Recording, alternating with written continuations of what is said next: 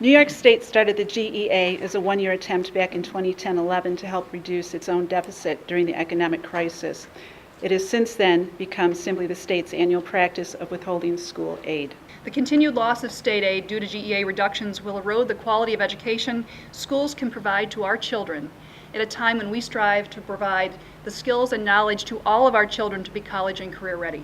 Schools need to be made whole again so we can stop cutting staff and programs, so we can stop draining our reserves beyond sustainable levels, so we can stop increasing class sizes, so we can stop cutting music, arts, sports.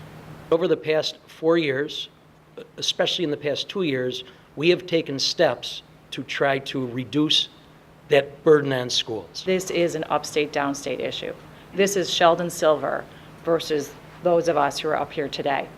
And so the battle we have to fight when we're back in office in January is to take it to the speaker and say enough is enough. For too long, we know that Albany has been creating these surpluses through your budget cuts, whether it's staffing, whether it's teachers, whether it's extracurricular activities.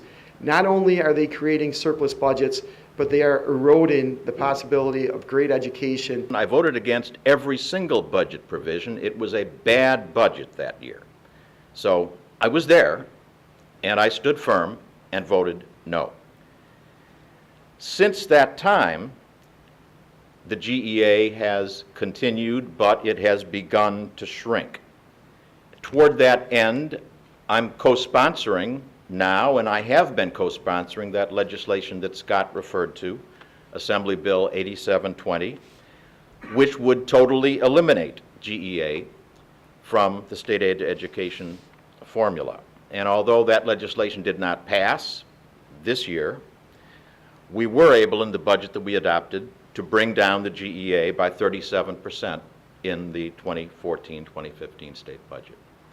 So as we look ahead to next year, I want you to know that my opposition to the GEA will continue, and I look forward to eliminating it in next year's budget. We have an opportunity now, as we're looking at a surplus, to put in place a policy that does work for our children. And I have a background in special education, so I'm always particularly attuned to that. You know, I go to a nice district, Frontier, I talk about what are your life skills programs for your high school seniors or your high school juniors, and they bring me in and say, well, here's our kids who are in the life skills program.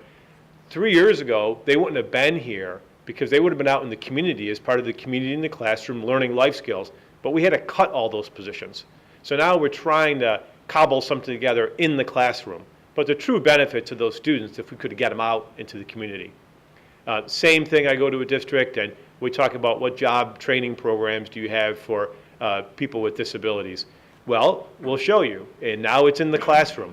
But it used to be they had a job developer and a job coach, and they would push their students out into the community to learn those vital life skills. Those are gone.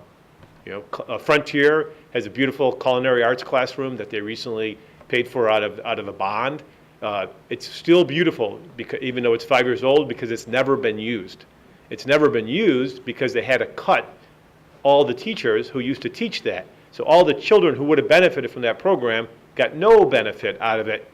And then, you know, the sort of the kicker for me is the high achieving students who rushed through high school, so when they're juniors and seniors, they could take their advanced math and their advanced languages.